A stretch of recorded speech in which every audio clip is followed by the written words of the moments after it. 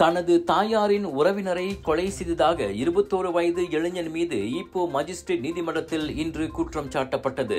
கடந்த வாரம் தாமான் புத்ரி லிண்டோங்கான் பின்தாங்கில் உள்ள வீடொன்றில் வேலையில்லாத நபரான லீ ஹவ் யி என்பவன் இக்குற்றத்தை புரிந்ததாக மஜிஸ்ட்ரேட் சித்தி நோரா ஷரீப் முன்னிலையில் குற்றம் சாட்டப்பட்டது.